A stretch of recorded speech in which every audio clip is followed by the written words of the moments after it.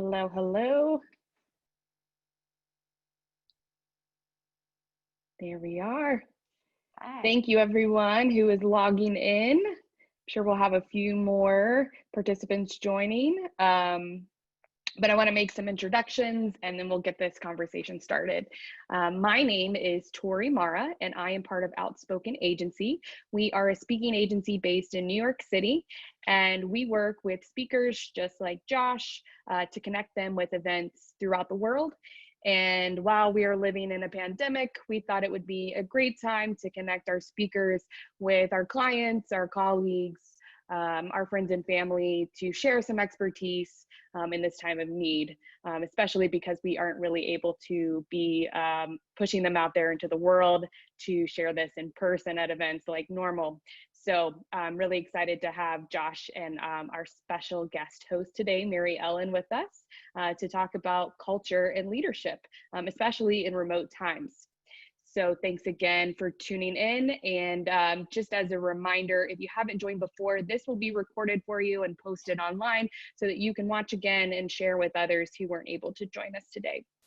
Maryellen is the co-founder and CEO of Work Well Wherever, and she has expertise in company culture, employee engagement, and building teams outside the traditional office. So Maryellen, I'm going to let you take over, introduce us to yourself and to Josh, and looking forward to this conversation today. Thank you so much. Thanks, Tori. Thanks, everybody, for joining us. I am so honored that Josh asked me to join him to be a co-host. We've only met one time in person, but have built a friendship across the U.S. I'm based in Atlanta, Georgia, and he's in the Bay Area in California. I joke with him that I always have a copy of his book close by, which is Great Mondays. And yeah, so we just wanted to talk to you today. I'm going to let Josh make his own introduction, and then we will just dive right in. Yeah, definitely. Thanks, Maryellen. Hi, everyone. Originally we were, when we were discussing kind of what we wanted to talk about, the title of this is How to Lead When Everything Has Changed. And yet smack dab in the middle of it, it's changed again. And I feel like we need to incorporate the larger conversation of what is happening in our country. And so there's going to be a lot more of that. I wanted to start by saying that I originally started in brand and design, but I got into culture when I realized that in order to help more people be happier at work, they need to understand why they were doing what they were doing. And so I'm really focused and impassioned about helping organizations help their people. And I think culture is the tool that organizations need to use that actually can support the bottom line of the organization, help serve the customers, but also the employees and the people that are working there. And I think that lines up exactly with kind of what I'm feeling right now at this moment. Maryellen and I have had a couple conversations about this. I was at a rally early this week, and the woman who was hosting said, "I appreciate you guys showing up today. That's amazing, but where are you going to be tomorrow?" And I came home and said, "Screw it. We're going to be talking about, our own responsibilities in this moment, and acknowledging that we've got a couple white people up on the screen, and we have our privileged place in society." But there was, I felt like I didn't have a real choice to do anything but bring that up. So. And anyways, that's kind of the starting point for where we want to go. And, Maryellen, we were talking a lot about how values are so important in this moment. Mm-hmm. And so, yes. And so when we originally, started thinking about this, and it still applies, we talked about how do you lead yourself and your team and your clients when everything has changed. And you and I are both, here to say, like, your purpose and your values help guide this stuff when everything's changed. Like, what do you turn to? And so even though the conversation has changed, the values remain the same, and maybe even some of them are stronger now. So just thinking about your values, and you say it in your book, like what matters to you. Knowing what you value helps you to make a decision for about how you want to move forward. And that is why Josh and I don't know, maybe our friends are hit it off or something like that, because the second that I saw that he changed the thing on LinkedIn, I knew it was the right thing to do. And for us to jump in and have this conversation, even if it's uncomfortable, even if we don't know all the answers, we don't know all the answers, but we knew we had to face it head on. And that's something that we both value. I would say that we would love your questions throughout. If anything comes up, anything that we say resonates with you, please put your questions in the chat. I will be checking the chat to help those kind of things flow. Yeah, and maybe before, or as we get started here, you can, if everybody wants to just dive into the chat and just introduce yourself, where are you from, and maybe one word to describe how you're feeling today, just so we can kind of acknowledge what's going on. I think, Maryellen, maybe the first thing, I don't want to rehash what we've done before or what I've talked about before or what's, broadly available. But I think one of the important things to understand is the reason that I wrote a book is because culture is a really hard thing to understand, and it's very fuzzy idea. And so what I've done is actually created a frameworks. There's 6 components: purpose, values, behaviors, recognition, rituals, and cues. And what you've already implicated, or what I've already implied, is that purpose is our North Star. That's why we exist beyond making money. Values is how we actually achieve that, and then the result of that is our behaviors, and that's what we really want to be talking about today.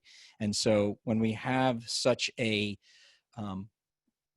unsettling time, and if we're just kind of reversing back even just a week or a month, when we're thinking, okay, everything is now changing, we're working from home, what do we do? How do we make better decisions as leaders?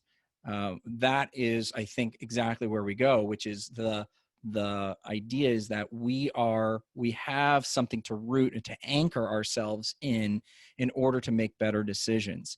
And I think one of the things that I find really compelling is that when you have these values established and they're clearly defined, you can stand up and say, this is what I am going to do, or this is what our company is going to do. And it's a really important piece of that. And so one of my former clients that I worked with last year to help them create their values, one of their values is run together. And that's about bringing together their diverse teams, but also standing next to each other. And so I was not surprised earlier this week when they said, this is important to us, and we're going to give people time off to demonstrate, and we're going to make sure that everybody's good, and we're committing resources to this, right? So values are all well and good, and until you're like, oh, I have to spend money to actually deliver on this thing. Is that really necessary? Yeah, it is. We've made that decision. Yeah. Well, and that brings an important point that I was just talking to you about when we were thinking about this conversation, is that during this time, if your marketing efforts and your branding efforts are on autopilot, stop. Yeah. Pause, take a break, rethink, because that is not what any of us should be focusing on right now. So I love seeing some stuff through the chat, Josh. I don't know if you can see, but we've got, I put myself in here too, but we've got Toronto, Canada, we've got San Diego, Austin, Texas, Seattle. So everybody is feeling Arlington, motivated, but also heavy. Yeah. And totally. I think, it's, it can change like during the day. For sure. It has been, this has been the craziest time, in my life, and I'm sure for everyone around us. And, man, yeah, knowing what to do next is kind of hard. So, Baltimore, Maryland. Yeah. I'm thinking a lot, and I've gotten this question before, and I address it also in the book, which is, what is the difference between personal and professional values? Like, what is your company values versus your personal values? And this is a moment when we need to really, like, if there is a disconnect, it's going to be pretty obvious. Yep. And I really appreciate that when an organization is able to recognize that, and it doesn't have to be the same. Your personal and the company values, but they do have to be related. They do have to connect, and you have to believe in it. It has to be something that you want to be authentic about. One of the things that I really find compelling or a great tool for helping organizations define values is tapping into their culture all-stars. So who are the people that really represent the best of their organization, and using those people to surface kind of the ideals. What is the best self? What is the best organization, the best place in the world for them? And I think the same can be said for yourself. What if you can imagine, when you were your best self, when you stood up, or when you decided to make this choice or made a big life decision, what does that indicate? Well, that's the same question that I'll ask with my clients as well, which is like, okay, if that was a choice that you made, what does that mean you value? And by articulating those things and putting them up, we can get very clear about what I need to be doing in this moment.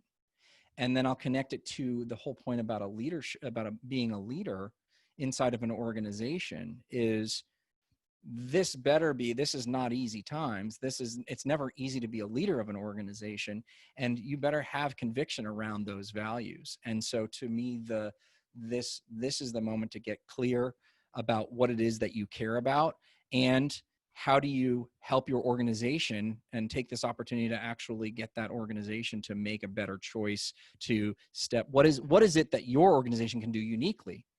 I was on a call last week, and the question came up of like, what do we do now? That everything is changing from work from home, and we don't know what the future of the organization might be. And it's like, we'll take, like you said, stop, but not just with the marketing efforts, like stop and look and say, what is it that we can do? What is our special place in the world?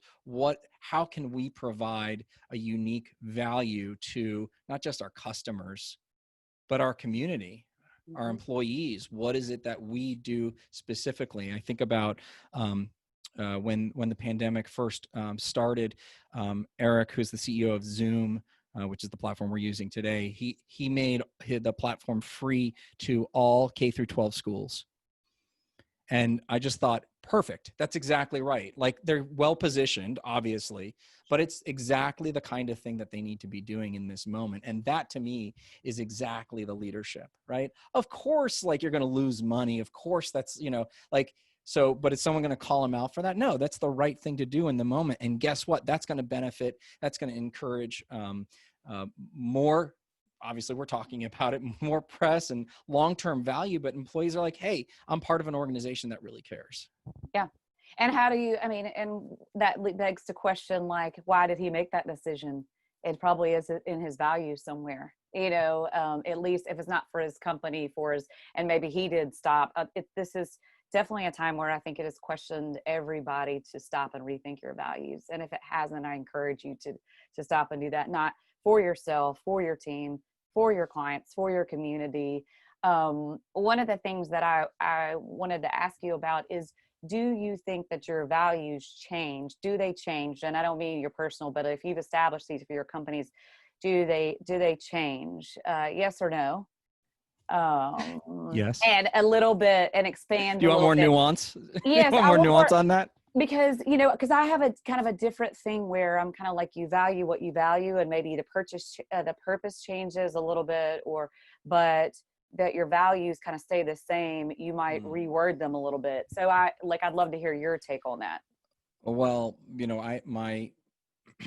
my opinion is that you can only focus. Values are important because they're an effort in prioritization. And so it's about prioritizing what your organization needs to do in the moment, and what they're stretching towards.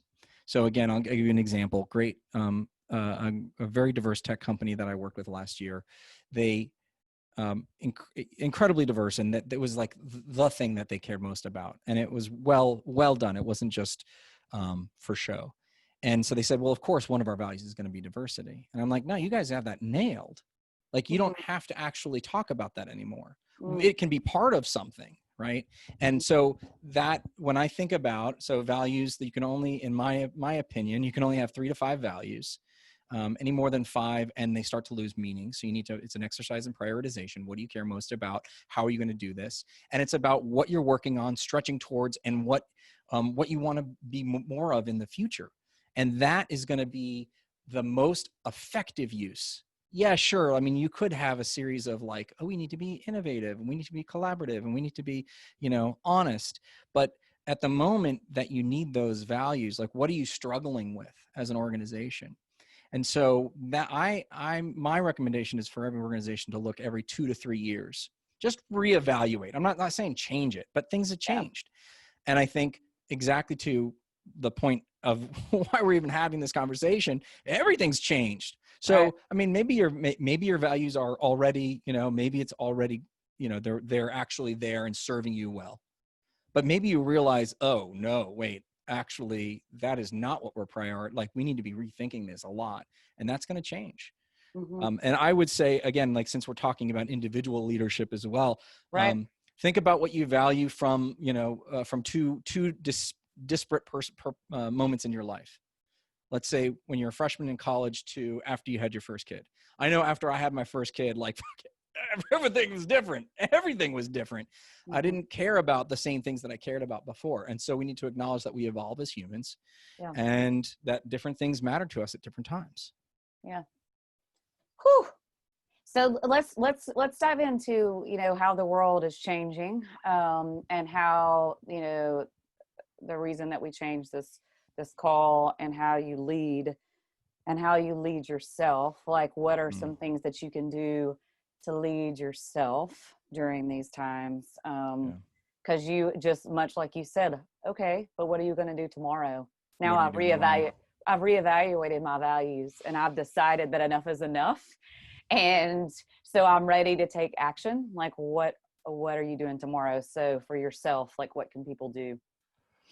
The first thing I would say is, and I think this is a really compelling or powerful frame, is, and again, this is not my unique thought. I was having a conversation with a faith leader, and she said, we have to lead, even if we're not leaders explicitly, like, even if doesn't say VP in front of the title, this is the moment that we all need to become leaders. So don't wait for permission. Don't wait. And I heard a piece this morning where it's like, the systemic change isn't, it's not, we don't have to wait for a conviction. It's, what are we going to do today?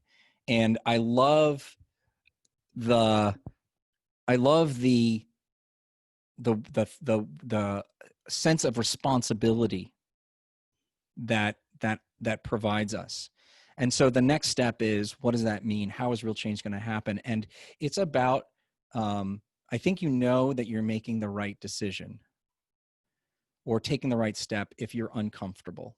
And this is speaking from me, my white place in society, is, how do I step out of my comfort zone? Because I've been in my comfort zone, and in order to make change, I need to be able to do something. So I think that, a very easy thing is, like, I'm going to donate more than I'm comfortable with. Right. So we sent $100 to, the ACLU in Minneapolis. That was a lot. There's a lot of money for where we are now, and my family. I've got 3 kids, and we're in, schools and all this stuff. But it's like, you know what? We need to do that. But money's easy to almost, right? Like, that's a small example of that. Right. Right. What else can you do? Can you step up? Another example and again, the only thing I know is my life. So another example from my life is that the community the spiritual community I'm part of, the Jewish community that I'm a part of, has a relationship with a church downtown in the Tenderloin, Glide Memorial Church. Incredible organization that does a lot of good. They feed homeless people and serve addicts that are, trying to make San Francisco, the people of San Francisco better. And to like have an event there and show up and do something that's so uncomfortable and like actually be with these people. It's like, I don't normally associate, like I have to go on a Saturday morning or a Sunday morning and go and celebrate church. I never go to church, go in, serve these people, have to communicate. Like that is a really uncomfortable thing for me to do. And I feel it every time that we do it, but we do it. And I do it with my kids, and we go, and it's just making a practice of being stepping out of our comfort zone. And I think I don't know which direction you need to go, but I do know that the way that you know you're heading in the right direction is if you're uncomfortable. Yeah. So, you know, like one of the things for me, it's, you know, especially when you have children, so you have to be able to lead yourself, educate yourself.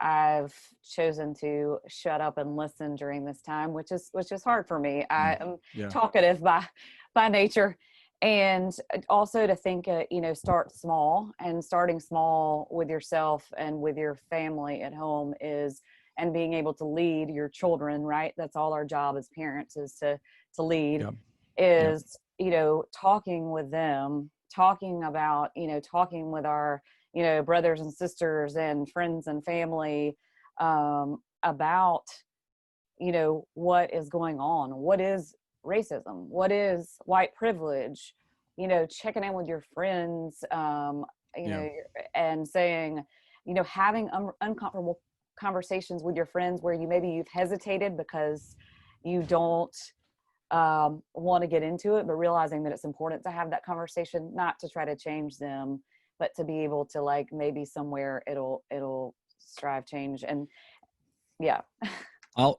so let's bring this back to the workplace now, right? Yeah. So it's not just, so what is that moment? What is that uncomfortable moment that, you know, can you step up and speak up for, someone in the workplace? Can you know, I've seen a lot of really powerful recommendations around, checking in with colleagues and other people of color. How are you doing? What is it, you know, how can I help more? Like one of the things that I've learned is even just being present. That's all you have to do and not all you have to do, but that's one of the powerful things you can do is, bear witness to something happening, right? Not being a white savior, let me come in and help you, but like being there as someone who is, we talk about ally and allyship, but what can you do? And I think as a manager, that's really important, because you have to model that behavior. You have to model what those values are. You have to step up and say, this is what we're going to do, and this is how we're going to make the decision. There was a question in the chat that I wanted to get to. Melissa, a really good question. Melissa's asking, can you really be done with diversity as a value? No, of course. And especially now, right? Like I didn't mean to imply that. What I was trying to articulate is that company in a very unique way has done a terrific job. It's the most diverse company, and it's a tech company, the most diverse company I've ever worked, been heard of, been part of. They have incredible programs. It is just part and parcel of everything that they do. And so what I'm trying to say for them is, and I think we're going to see a lot of, I have a whole nother thing on that I've learned about diversity versus inclusion versus equity, that they can, let's call it, elevate that strength and say, it's not just for us about diversity and inclusion. When we talk about run together, we're actually talking about teaming, supporting our teammates. We're talking about actually working with other people outside of our, stepping into the community, run together in however you want to interpret that. And so let's take it to the next level for them. I don't think a lot of companies are ready to do that, but that's what I wanted to clarify. So thank you for the question. How do you think that they have had success? That's a good case study in itself about why have they had success as a tech company? Are they in office? Are they based out of, you know, the Bay Area? Have they really been focused on that from the beginning? What are your... Yeah, It's incredible. So again, the example, so the company is PagerDuty. They went public last year. It's really interesting. The woman who runs it, the woman who's the CEO, Jennifer Tejada, is actually a beacon of hope. She's an incredible people leader, and she has deep empathy and clear conviction. And I don't know how or when like if it from the very beginning, and it did start in the Bay Area, which is a more kind of can be more diverse. Of course, there's plenty of, tech companies filled with, programmers of all stripes, but the for them, it was an explicit decision that we're going to start bringing these people in. And once that they were able to get over that hump of bringing people in, it was like, oh, people who work there look like me, right? Like that's the representation that I think is what we see. It's like people in, heroes, the heroines and heroes of movies. It's like, oh, they look like me. Artists look like me, right? And not me, but someone of color, right? They are, just all sorts of, welcoming people and having support groups. And there's a veterans, support group. There's people of color and LGBTQ and all of those things, and it just becomes part and parcel of what they do every day. And so I don't have the answer as far as what the genesis of that was, but I can tell you what it felt like being inside of it.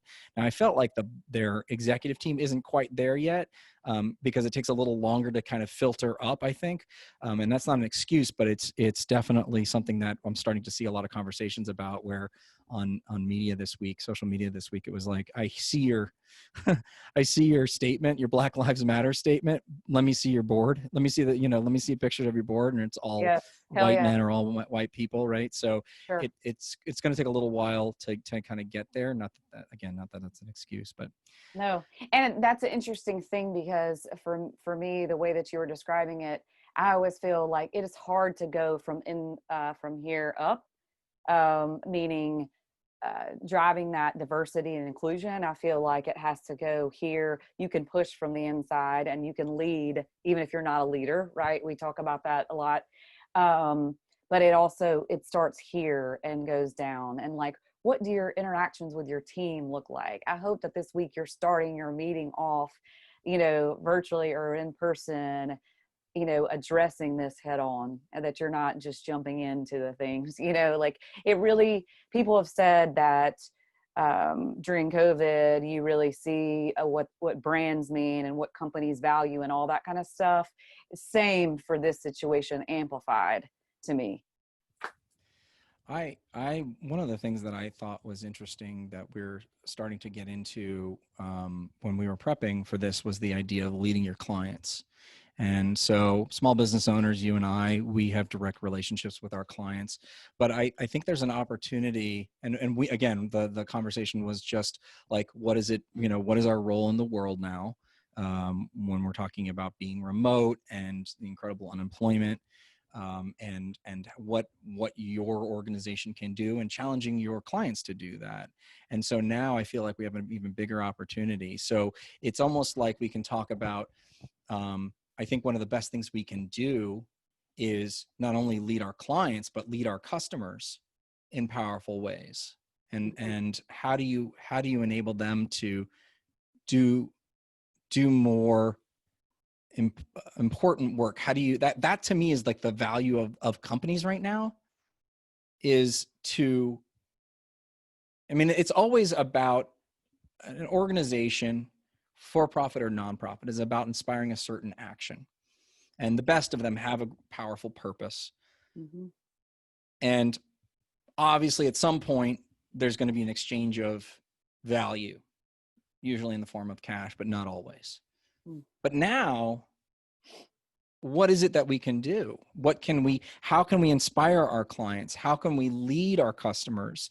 This is our role as organizations, to step forward and say, look at the scale that we have. Look at all these people. We can inspire our employees. So how do we mobilize? And then how do we take this moment and actually create lasting change? Mm-hmm. Whew. That's a lot. It's a lot. It's a lot, but it does go back to it does go back to being a little uncomfortable. There was a lot of talk too about like silence, and I'm guilty of it, not knowing what to say. I have a brand, a new company, but it's a small brand, and it's just me, but I still have somewhat of a platform. And so part of it is using your voice, even if you don't know what to say. Ask your friends, like, even if you don't know what to say, then it's like just saying like, I love you, I support you, and then sit back and wait, and then say, I hope that we can continue these conversations because it's meaningful to me, and I'm willing to listen, and I'm willing to like not, you know, like one of the things that I was thinking about, and I told you, is that part of like white privilege is so complicated, right? And there's so much, but on the very basic level, it is never having to fear that when my child leaves the home to walk, to take a run, that something might happen to them. And our, people of color, our brothers and sisters, they have to think about that reality. Our neighbors, and it is slap you in the face kind of, why did I never think about that before? What they fear is me. Yeah. Well, so I want to just let everybody know that we don't want to just be talking heads for the entire time. I'm thinking about 5 or 10 minutes, we're going to field some questions. So if you want to start popping your questions either into the chat or the Q&A, Maryellen's going to look at that and surface some questions and see if we can get to them. If you have other questions more directly about culture, we can do that, and leadership. It's obviously there's a lot to talk about these days. Yeah. And we, again, we're here to learn too. Like, we want an engaged, conversation. I do think that leaders across industries, and, you don't have to be a leader to be a leader.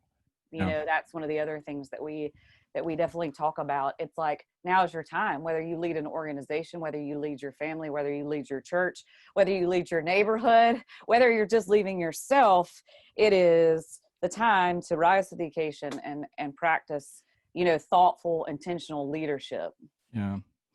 One of the other things I think would be one of the other components of culture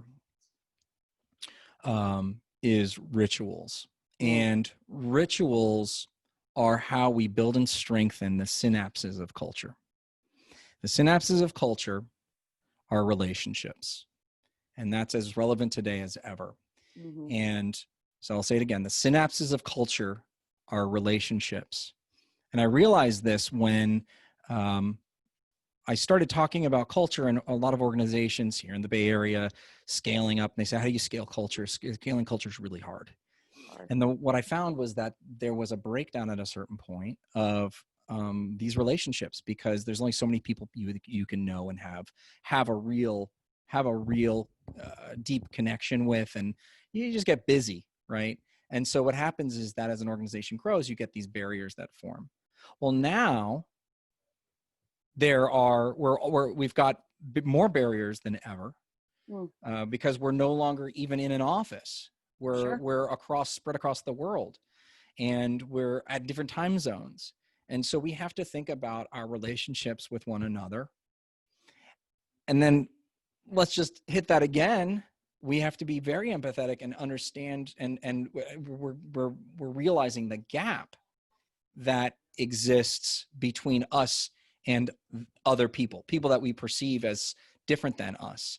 And honestly, that can be, someone who's an engineer versus finance, and that's going to interrupt the flow of work. It's going to be someone who, sits in the San Francisco office versus the Atlanta office. And so one of the going back to the point about the component is, how do you build and strengthen these relationships? What are the rituals that you can put in place that can actually help? And how does it become even more important? It's no longer just like, hey, it would be nice to know people.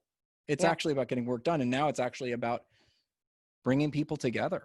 which I think goes perfectly with the question that's posed right now from Michael, which is how do we manage? Because I'm surprised somebody didn't say overwhelmed when we asked. That's a common thing these Right. days.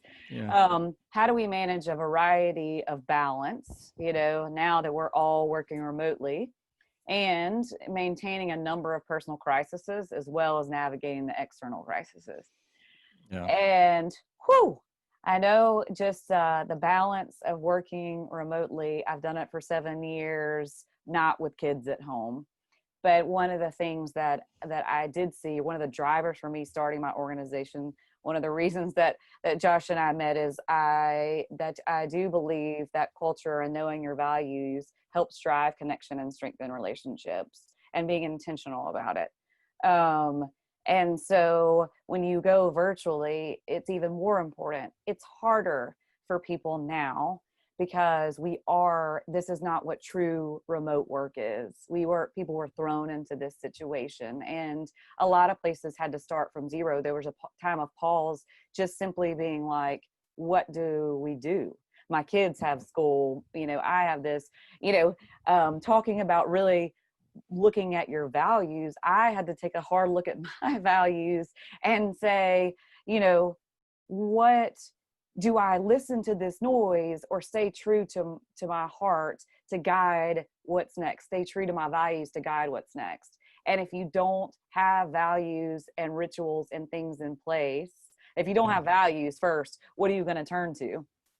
And then building on that is that I do think building these rituals and creating an intentional community is how you can connect virtually. But also the personal and navigating the external crisis, it's hard as hell. And I've told people that sometimes if you just get one thing accomplished today, you win.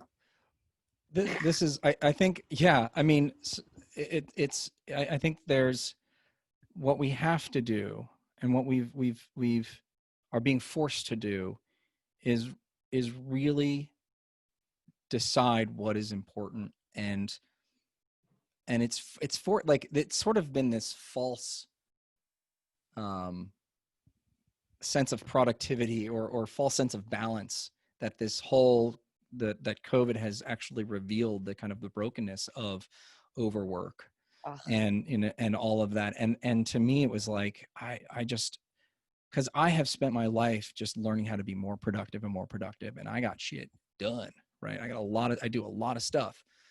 But then this became, and I was like, I am lost. I don't know how to do the things, like it fell off a cliff. And so what I have to realize, and what it is like self-compassion and empathy for what is possible, and empathy for our colleagues. I was on a call with a client yesterday, and they said, honestly, we didn't get very much done this week. It has been a hard week. Absolutely. And I think we have to let go of the expectation of pre-COVID, and that maybe it wasn't even a realistic expectation in the first place.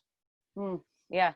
Those 12-hour days, right? Like, you see the stats. I mean, I'm with you. I've seen the stats from people saying I'm more productive at home, and they're working 12-hour days. And I'm like, that is not the point. I don't want you working 12-hour days. I don't want you not to take that vacation day.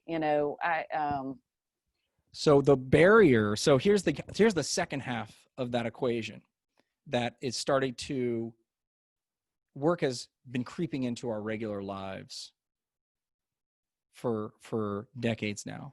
Mm-hmm. And as soon as we were able to we didn't have to be at our desk to do the work, right? We didn't have to be in the workshop to actually with the machines.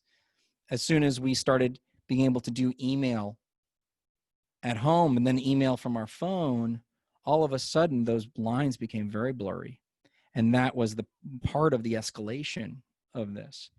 And I've been thinking a lot about how do you achieve a better balance. And what we have to do as individuals is take responsibility and get real good at establishing boundaries. Mm-hmm. And it's even harder now. It's even harder now. And that's the part about, leading yourself to be able to lead your team. It's true what they say about putting the mask on first. is that you can't be, you know, and not like these 12-hour day things. I was like, that maybe some people are ecstatic by that number. I was saddened by that number. That is not what remote work or working virtually is about, especially with your kids. Because another author that I like, who almost as much as Josh, is Erica Keswin, and she wrote a book called Bring Your Humans to Work. And one of the things that she says is, look at your calendar. Does it reflect your values? And I love it. That's great. You know, that is it is so great. It's so simple. And I can tell you, when I looked at my calendar, I was sad, right? I started this company to like have more time with my family, not less, not the 12-hour days, not those things. Yeah. And so it really, you look at your calendar and it's like, are you making time for the Zoom call, you know, with your family? Are you adding 10 extra minutes to your virtual call with your team just to check in and hear how they're doing? If you're not required, that is now required. It is now required. You would never show up. I mean, I've said this from the get-go again about, you know, when you talk about how do you build relationships when we're across the world, you know, how do you do that? It's intentional. It's staying connected. It's still, you know, when you can turn your video on, and for damn sure, don't just dive into any meeting or phone call or anything with anyone without checking in, without taking time.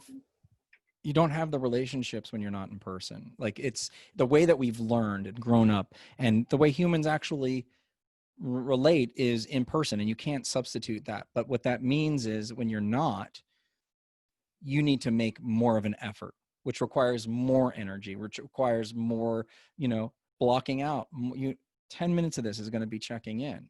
We have to understand that everything has changed. And so what does that mean? We can't continue doing work. And I would argue, even after a vaccine, we can't continue to work the way that we were working.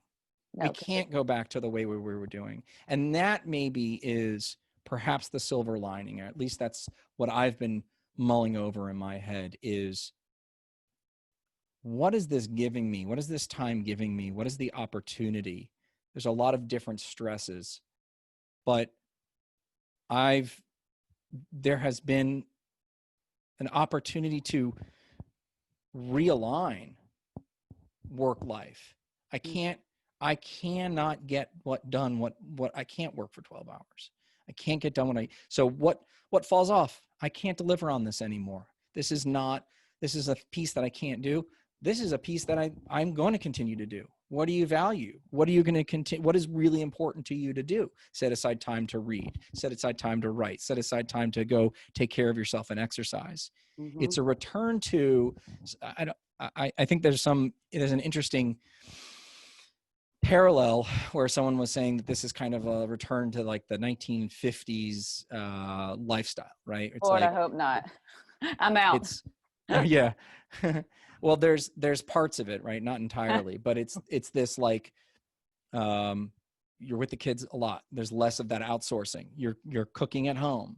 There's, you know, it's like spending more time, you know, every day with your family.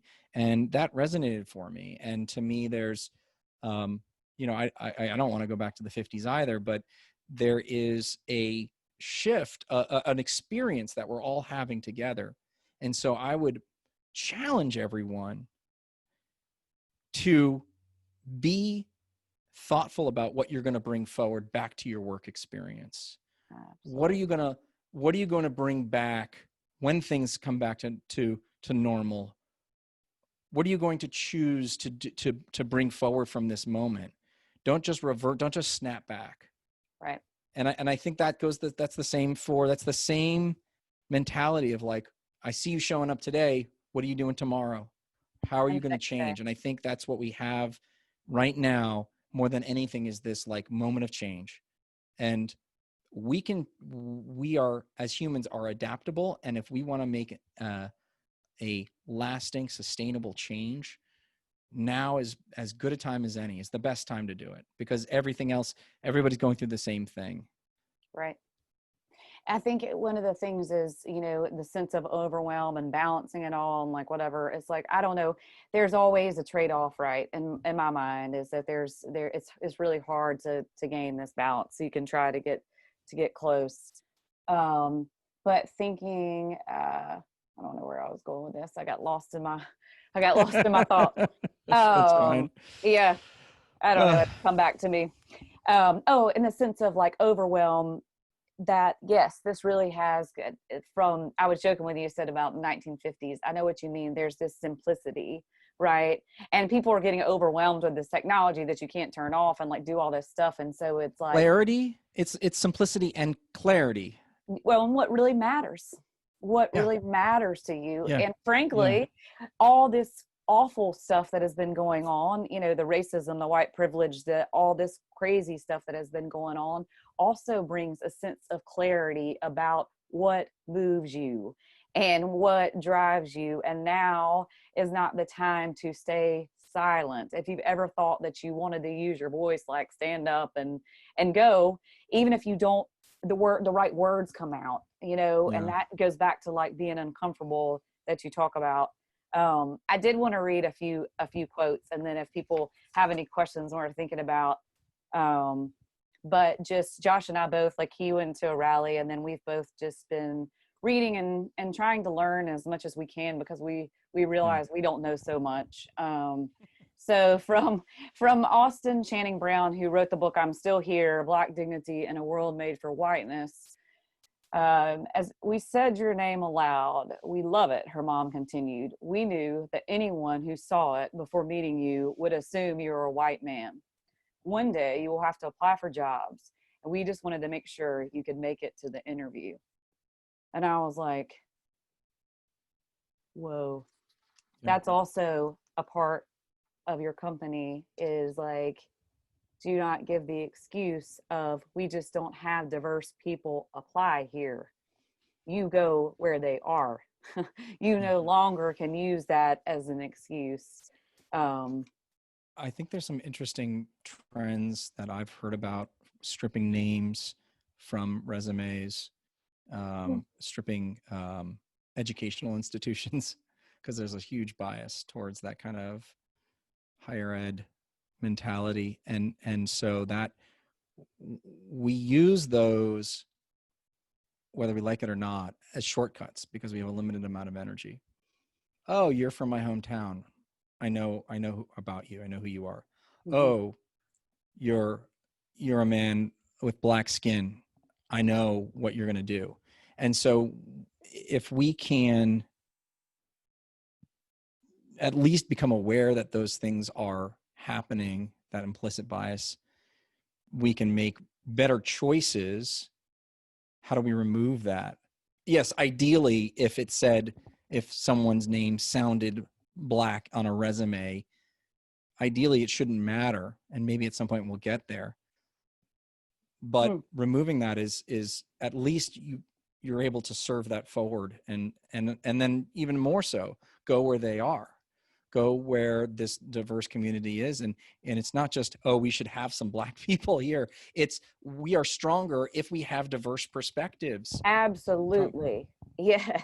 All day. Age, education, that's going to be, it serves the company, it serves the people, it serves the community. Yeah.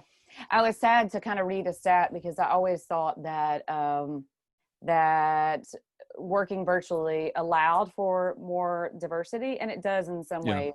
But I think I was telling you that I read that, that with Asians and Blacks, that they were less likely, like 1 in 5 were getting, were able to work remotely.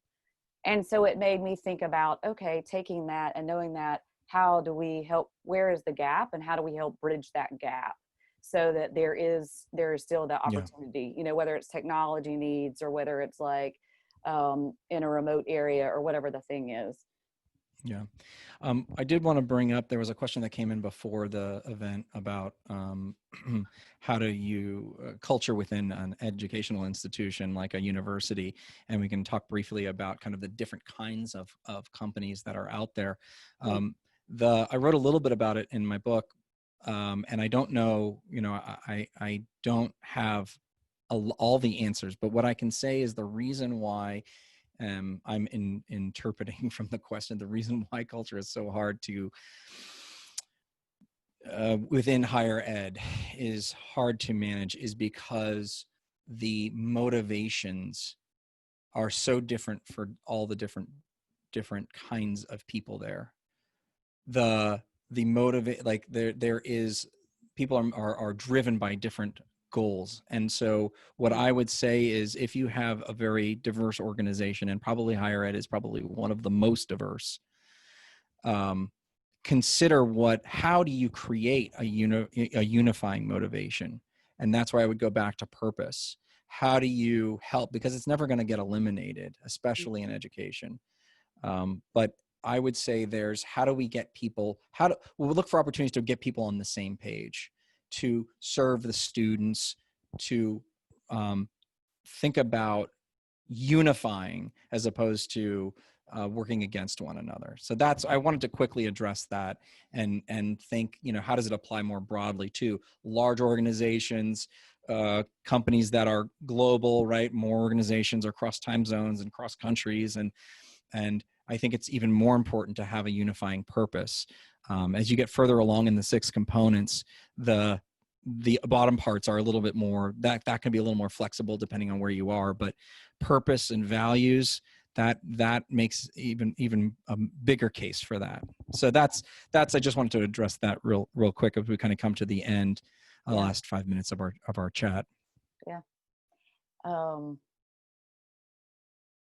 Yeah, did you have any other thoughts that were going on your mind? Well, I think there's a lot to learn, and I appreciate everybody showing up and listening to the a little bit of a changed agenda, and hopefully instigated some thinking amongst the people who showed up here. Thank you all for allowing us to step forward and share.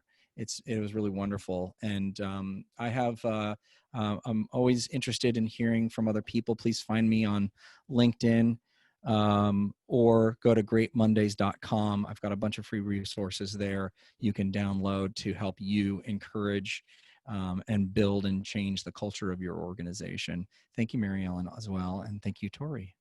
Thank you both. Absolutely. And Josh, I would love, if you think it would be helpful, to share the culture design canvas link that you put out on Medium a while back, that one pager. I know that Absolutely. Not everybody necessarily on this call has the control over changing the culture within their organization, but maybe it's a simple tool they can pass along to their leadership and use as a way Absolutely. to strategize about how to change culture within their organization. Yeah, so the culture design canvas is essentially all 6 components on one sheet, so you can evaluate and assess and actually improve your culture, use it as a tool to improve your culture. So definitely we can share that out with everybody on an email following up, no problem. Great. Well, thank you both so much for this engaging conversation. I know that this content can be heavy. It can be a little daunting, and it makes us all a little vulnerable, but it's important that we do the work as we've been called to task to do after all this. So I really, really appreciate you doing that today. And I really appreciate everyone for showing up and listening in and being a part in this conversation. We'll continue to do these conversations every Thursday. In the email that I'll send as a wrap up to this event, we'll have the video for you to rewatch. We'll have resources, including links to Josh and Maryellen's LinkedIn if you want to engage with them further, their websites, the ability to buy Josh's book. It's a great resource and tool. And then I'll have some information about next week's event. We'll be talking with another one of our speakers, Dan Doty of Everyman, and Cherie Healy, and they'll be joining me in a conversation about how to have humanity's toughest conversations. And we'll be focusing on creating allyship and deeper connections. So it'll be a great way to complement this conversation in a more probably basic way. We'll really get down to the brass tactics there with that conversation. So I'm looking forward to it. Yes. Thank you so much. Yes. Thanks, everybody. Thank you, everyone, for today. We'll talk to you soon. Okay. Bye. Bye-bye.